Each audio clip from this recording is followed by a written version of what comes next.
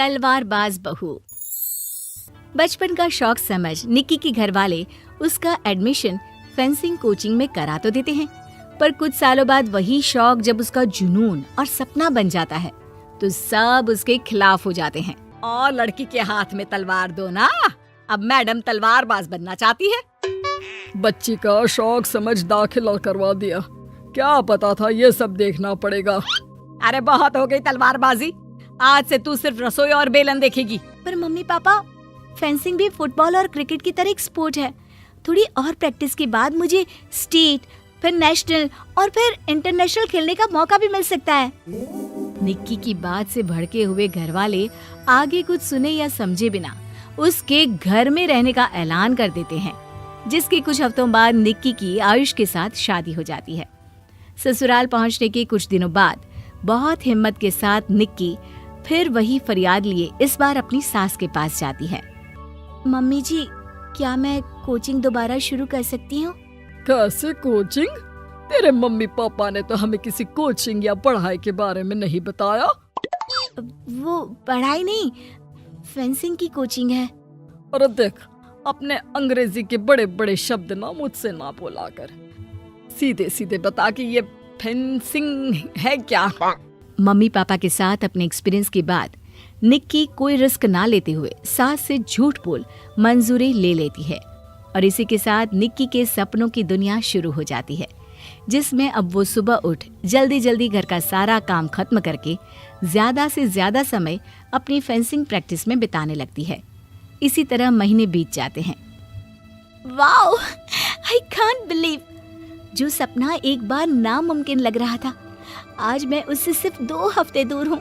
निक्की, तुम बहुत अच्छा कर रही हो, बस अपने फॉर्म को खराब मत होने देना और नेशनल्स का मेडल तुम्हारे गले में आना पक्का है।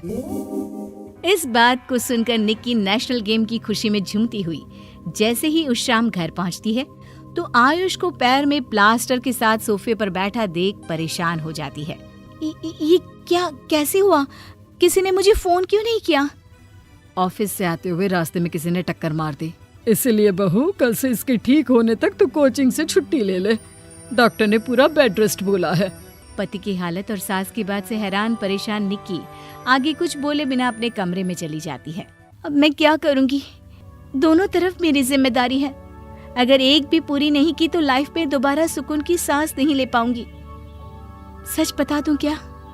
नहीं, अगर इन्होंने भी घर में कैद कर लिया तो बचा कुचा मौका भी खो दूंगी। भगवान, आपने मुझे कहाँ फंसा दिया। मन ही मन ये सब सोचते हुए निक्की घर के काम और पति की सेवा में लग जाती है। इसी तरह 1 हफ्ता बीत जाता है। बहुत सोचने के बाद भी जब कोई दूसरा रास्ता नहीं दिखता तो निक्की सबको फेंसिंग की सच्चाई बताने का फैसला करती है और सास और पति के पास आती है। मम्मी, आयुष, मुझे आप दोनों से एक बात करनी है। तुम्हें भी मम्मी की तरह गैस हो गई है क्या? तू भी बूढ़ी औरत की मजाक उड़ा ले। एक दिन जब तेरे बच्चे तेरा मजाक उड़ाएंगे ना तो मैं भी उनके साथ बैठकर हंसूंगी। घर का ये हंसता खेलता माहौल देखकर निक्की आगे कुछ बोल ही नहीं पाती। तभी गोलियां चलने की आवाज सुनकर सब डर जाते हैं और कुछ आतंकवादी घर में घुसकर सबको बाहर निकाल देते हैं, जहां उनके एरिया के बाकी सब लोग भी इकट्ठा होते हैं। कोई किसी भी तरह के होशियारी नहीं करेगा, हमें बस कुछ समय के लिए चुप रहने की जगह चाहिए, इसलिए अगर तमीज में रहोगे तो जिंदा बच जाओगे, और अगर मरने का ज्यादा मन हो तो अपना सीआईडी वाला दिमाग चला सकते हो। डर की वजह से कोई इसके आगे कुछ नहीं बोलता। कुछ घंटे इसी तरह आतंकवादियों की कैद में बैठे रहने के बाद निक्की की सास गुस्से में चिल्लाने लगती है। अरे तुम कल मुँहों को आम लोगों को परेशान करने के अलावा और कुछ नहीं आता क्या? मैं कहती हूँ, अरे एक एक को मेरी बद्दुआ लगेगी, कोई जिंदा नहीं बचेगा। ये अब क्या कर रही हो मम्मी? सॉरी, वो परेशान हो गई इसलिए कुछ भी बोल दिया। प्लीज इन्हें छोड़ दीजिए, अब कुछ नहीं बोलेंगी। अरे तू डरपोक की तरह इनसे माफी मांग रहा है, कुछ तो अपने पापा के गुण ले लेता। अगर आज वो यहाँ होते तो इतनी देर में सबका गला काट चुके होते। क्या मतलब?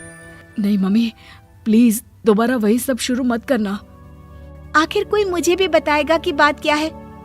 तेरे ससुर जी अपने समय के सबसे बेहतरीन और उम्दा तलवारबाज थे। कोई कितनी भी बड़ी बंदूक या कितने भी ज्यादा हथियारों के साथ उनके सामने क्यों ना आ जाए, सबको एक एक करके चित कर देते थे। वाह, ससुर जी और क्या क्या करते थे? निक्की का इंटरेस्ट देख सास उसे ससुर जी और उनकी तलवारबाजी की कहानियां सुनाने लगती है, जिन्हें बहुत देर तक सुनने के बाद अपने आप को रोक ना पाते हुए निक्की आखिर उनसे तलवार के बारे में पूछ ही लेती है। मम्मी जी, क्या पापा जी की वो तलवार आज भी आपके पास है? अरे इन्होंने अपने बेटे से ज्यादा उस तलवार से प्यार किया है तो फेंक कैसे देती, संदूक में संभाल कर रखी है। आयुष की बात सुन निक्की की आंखें चमक उठती हैं और वो सब कुछ भूल तलवार निकालने की बात कर बैठती है, जिसे सुन बाकी दोनों की आंखें फट जाती हैं। क्या बोला, जरा फिर से बोल। क्या कहानियां सुनकर तुम भी अपने आप को झांसी की रानी समझने लगी? यही समझ लो कि तुमने झांसी की रानी के साथ ही शादी की है। ओ मोहतरमा, जरा सपनों की दुनिया से बाहर निकल आओ और शांति से बैठ जाओ, आई बड़ी झांसी की रानी बनेगी। माहौल की गंभीरता और सास आयुष का रिएक्शन देख निक्की के पास उन्हें सच्चाई बताने के अलावा और कोई ऑप्शन नहीं बचता, इसलिए वो बिना कुछ सोचे समझे और देर किए उन्हें पूरी सच्चाई बता देती है, जिसे सुन दोनों भौंचक्के रह जाते हैं।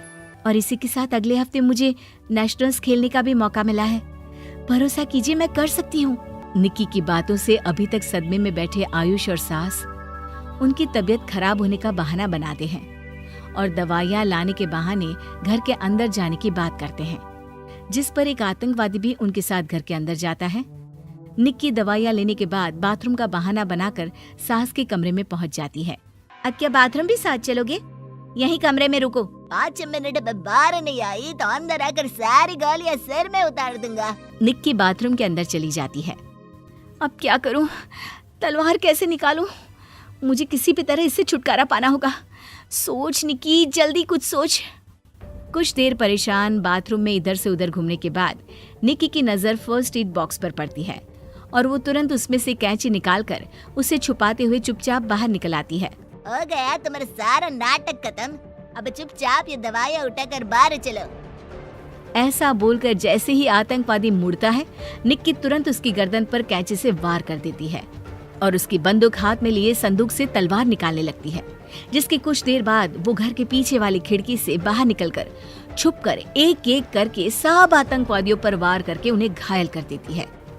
अब सारे पब्लिक की कैद में आ जाते हैं। ये सब देखकर आयुष और सास के साथ सारे लोग दंग रह जाते हैं। सास का सर गर्व से ऊंचा हो जाता है। मेरी बहू सिर्फ नेशनल्स नहीं, इंटरनेशनल भी खेलेगी। हाँ।